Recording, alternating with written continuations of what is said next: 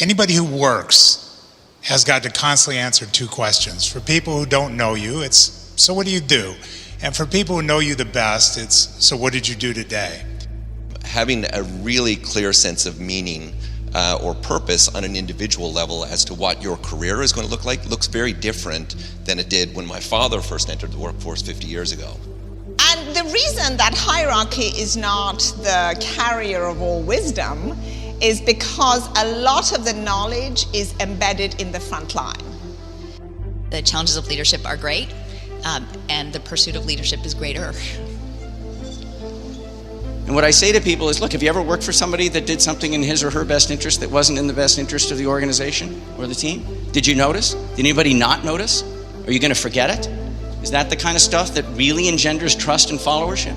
He spent 20 to 30 years preparing for these 2 minutes. His purpose prepared him in a way that nothing else could.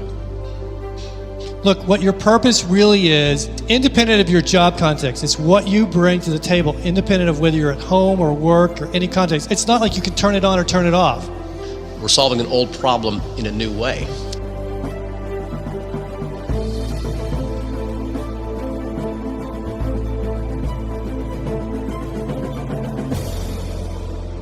I was talking to the CEO of a young storage company the other day, and I was asking him, where do you get your most insightful information?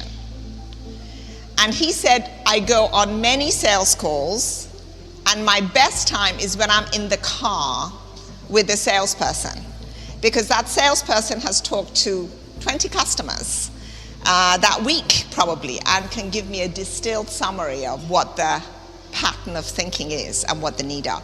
So in the past, the more senior you were, the more you knew. And today, of course, because things are happening so fast and so quickly, it is very much embedded on the front line. Let's get one more comment about what you think it's different, because this is really what I'm interested in. What are the new rules for playing the new game? Which is what I consider, I label it super flexibility, but you can call it whatever you want. That's my term for it. Let's get one more comment. Yes, please. Willing to fail. Being willing to fail. And why do you think that's important? If you don't know what's coming, you have to make some good guesses, good assumptions, and move forward. If it doesn't work out, you try again. So basically, somebody said to me, it's a difference between downhill skiing and cross-country skiing. If you think about it, downhill skiing, it's faster, there's less time to think, you might fall.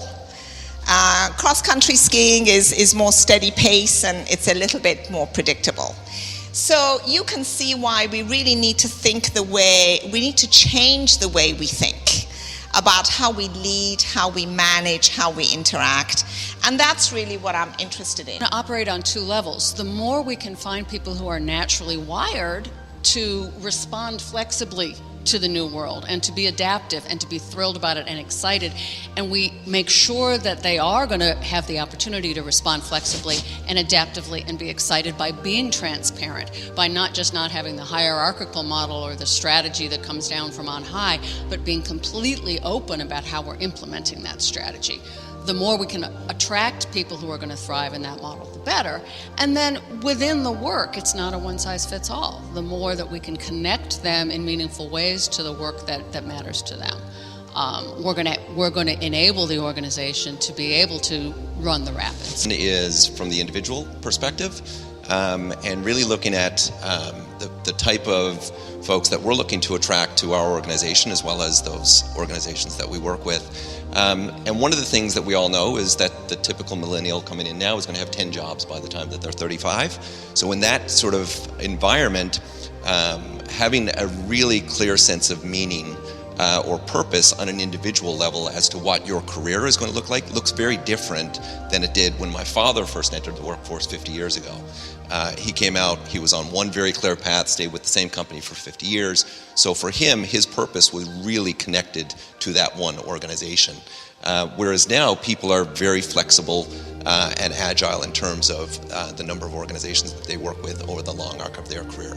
So as a personal grounding, having that sense of purpose and meaning and is really important as individuals sort of navigate that environment themselves. So I think even people at every stage of their career having that sort of really well defined and delineated so they can use that as a means to make decisions regarding the opportunities that are presented in front of them. Anybody who works has got to constantly answer two questions. For people who don't know you, it's, so what do you do? And for people who know you the best, it's, so what did you do today? And if the answer to those two questions does not build a sense of self for any member of an employee culture, it basically drains energy and limits the amount of discretionary energy they have to give to an organization. If you look at the organizations that are the most purpose-driven, those are the ones that are brands. And when a company naturally becomes a brand, it starts with a deranged radical or a group of deranged radicals who have a hardcore worldview about what's right with the world that must be protected and wrong with the world that must be corrected. And they just bring that with them wherever they go. And even if they're just starting a widget factory, beyond its value proposition, the business is conceived of as a delivery vehicle to build a better world. As long as we're here, as long as we're doing this, we're going to do it this way. Well, in the initial fiery-eyed days of a brand, it leverages that passion, that purpose, leverages non-existent resources in three critical ways. If you're driven by that mighty passion, that's your molten center of energy, the best and brightest will find a way to come to work for you, even if you can't afford to pay them, because they're so taken by your faith and resolve. They're so taken by your right and righteous cause. You'll solve problems competitors 100 times better resource can't solve because of your maniacal focus, and you will convince customers you can do what you say you can do, even if you can't actually prove you can do it, because they'll be so taken by your faith and resolve to do it or die trying. You're a safer bet than an established but complacent alternative. It's what happens to purpose when a company begins to grow. Because a fiery-eyed passion team does not usually make an elegant transition to the new enterprise. The team that comes in after believes they have to scale the business, that's their charge, so they have to tame the passion because it's unruly, which means that people are now joining the enterprise for notches on the resume and money plays, not the original righteous cause. And the business needs constant investment to keep pace with growth, and investors make no connection between passion and profitability. And so the business stops becoming a brand, starts being a company on artificial life support. It has to bribe people to pay attention to it inside and outside. And what I would say to you is, if your only passion, your only purpose is to make money, the cost of that money will always prove more expensive and difficult than it needs to be, because your customer is not infatuated with your revenue concerns, and to a certain extent, neither is your employee culture. It has other issues that are more profound about its survival and emotional prosperity. But if you do take a stand and you do say, regardless of our value proposition, regardless of the many masters we must serve, what fires us is, this is what's right with the world that must be protected. This is what's wrong with the world that must be corrected. You'll not only rule that world, people will want you to. And this is, of course, the biggest leadership challenge. It's easy for me to stand up here and say, this is my purpose in life. It's quite different when you're heading up major organizations and you have to align everybody behind a common purpose. So I'm really delighted to have with us 4 CEOs who are leading very different organizations. And what I say to people is, look, have you ever worked for somebody that did something in his or her best interest that wasn't in the best interest of the organization or the team? Did you notice? Did anybody not notice? Are you going to forget it? Is that the kind of stuff that really engenders trust and followership? We take this stuff super seriously. And so anyways, there are 4 of these things. Question the status quo. Isn't there a better way to do this? Question the status quo, confidence without attitude, students always beyond yourself. We have driven those things into everything. If they don't fit, then this probably isn't the right place for you. But if they fit, you got to join us. Leadership isn't a style, right? So there are many styles. It's not one style. And so I think sometimes we confuse leadership with the person in the room that's got the most command, the loudest voice, who rallies the troops. It's not the quiet, substantive person that leads better maybe in smaller teams and smaller groups. I think you have to be careful that you don't confuse, what you're calling leadership, because I think you'll miss a lot of really great leaders and an opportunity to bring out a lot of really great talent. I pay a lot of attention to that when we do our talent reviews, because I think people can get overlooked. You'll see somebody in a meeting, I'll think, wow, one presentation, and I'll go to their manager and say, that's a star. What are we doing to bring that person out more? People can change traits very easily. I think companies it's almost impossible to change the DNA of the company. And that's actually a good thing, quite frankly. Often, otherwise, as new people came in, it would constantly be evolving, maybe not toward a certain purpose. The challenge obviously becomes if a company ends up in a very bad spot and they need to change the DNA. That's a very hard trick to pull off. But I do think people adopt, if you have a strong culture, if you have a strong company DNA, people will clever people will absolutely adapt into that and be successful. And I think that actually starts at the top. We're going to have conversations about what inspires you, where it is you want to grow, where it is you want to go, how I help you get there, how we help you get there, whether your trajectory and ours are intersecting or rapidly diverging, right? I think it's that those conversations need to take place is job maybe 1, 2, 3, and 4 in that. And it's not one-time conversation. I think it's a recurring, continuing conversation, right? Anchored with the same information flowing from the last to the next conversation and so on. So we think of it as something that is the ongoing role of manager behaving like leader, right? Manager behaving like coach, where fundamentally, if you're not talking about our alignment, you're not talking about our respective trajectories, you can't expect that you have alignment and any sort of trajectory synergies at all, right? It's just mass assumption between the two. And I think the problem is peeling back that conversation. And for employees, I think a lot of times, particularly at certain levels, right, they have never thought about the question. So it's not the easiest conversation. And for managers, again, first line and second line managers, they don't know how to have a conversation either, right? And they don't know what the right answer to the raised question is. Well, does that align with the company? A lot of times first and second level managers are like, I have no idea whether that aligns with the company, right? So as senior leaders and HR leaders, I think, how do we enable those conversations to happen, to be effective, to be things that actually result in forward movement and progression for both employee and the company and for the manager, I think it's training and education. We cannot assume first and second level managers, even third and fourth level, are as gifted as the two of you, right? The three of you, at setting the charter and conveying. You're all so eloquent and so clear, which is why you are exceptional and in the roles you have, right? But I don't think we can assume that translates down and everybody's as skillful. So I think jobs 4, 5, and 6 are enable, empower, educate, train the managers at all levels to function like leaders, right? And that's coaching for them too.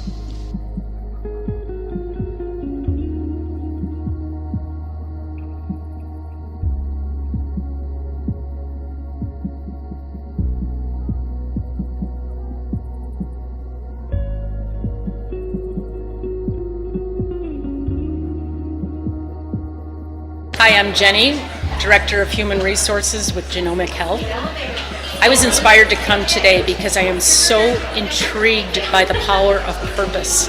Our company has an incredible purpose, and what if we harness the energy of every single individual even further as they learn how to connect their own purpose to what we do, which is to help people with cancer get better information about their journey through cancer and avoid overtreatment.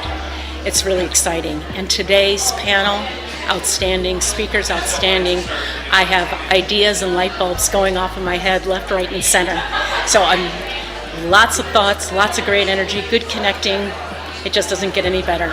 So that's how the conference has been so far for me. I came to today's HR Strategy Forum as a developmental break for myself. So I get invited to numerous events and conferences, and I really have to be selective about the ones that are worth me spending a day away from my job and the office. The HR Strategy Forum has been a great opportunity to network with not only other HR professionals across California, but hearing from business leaders. So we just had a panel of CEOs talking about how to create a more purpose-driven organization.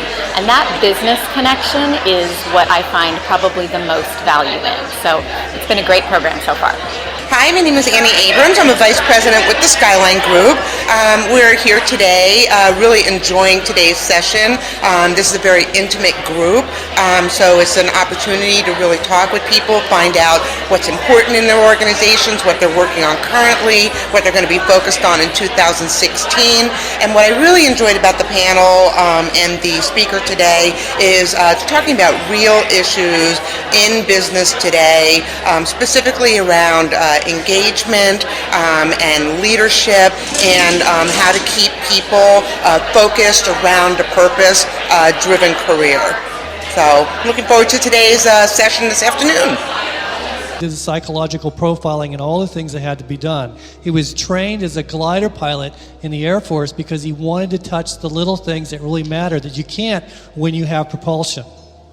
I mean, when you hear that, you go, oh my God, he spent 20 to 30 years preparing for these 2 minutes. His purpose prepared him in a way that nothing else could. His purpose prepared him in a way that nothing else could. And interesting is that, he's pretty clear that he would have continued to do it even if he never had this situation happen to him. It didn't make any difference to him because this is who he was. And in some ways, the challenge for most of us is there probably is 2 to 5 minutes in our life that will most define how we see ourselves and how other people see us. And the question becomes is, what are those 2 minutes that you're being prepared for? Most of us don't know the answer to that question. And are we going to be able to perform as we need to when those 2 minutes show up? That's in some sense what I want to play with you today on, is to discover for yourself that magic that is yours, that when you step into it, truly gifted things happen. And for each of you, as we interact with each other this afternoon, we're going to begin to see the magic of each one of you, that only when you're in the room does it show up. The question I ask people is this, is I say, look, I can take any one of you and replace you with someone else of equal skills and capability. I know that's hard for many of us to imagine. They may not be able to answer all of our emails, but that's a whole different conversation, right? But the question becomes is 3 months later, after I've replaced you, and I go back to everybody that works with you and your clients and everyone else, and I say, so what do you miss from Sandy? What is it you miss that's not here with the other person? And the answer to that question is probably your purpose. It's what you bring that no one else brings. Independent of your skills, your capabilities, your talents, and all those things, it's that undeniable, intangible, that when you bring it, it shows up in the room, and when you're not there, it is missed. That's what I want to play with you today, is to figure out what that is.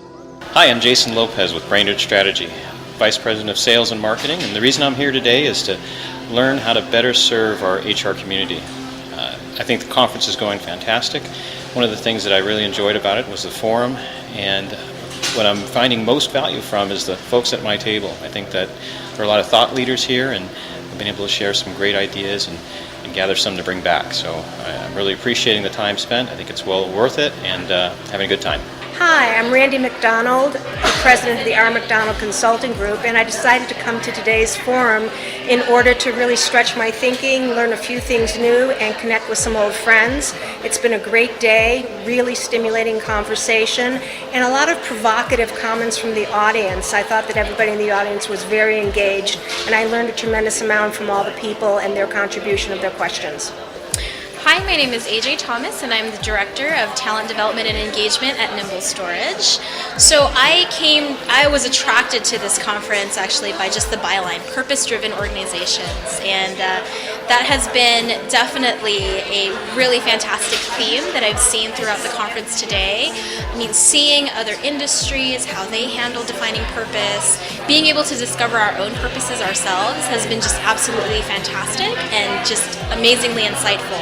And not only that, it's not just the high-level talk, you're actually being able to step into it. The last exercise we just did has been a little bit enlightening for me as well, because I thought I knew what my purpose was, but there's actually new things that you learn as you're going through and getting introduced to these new concepts. So I would recommend this to anyone who'd want to come and be a part of an HR strategy forum. This one just happens to be absolutely fantastic.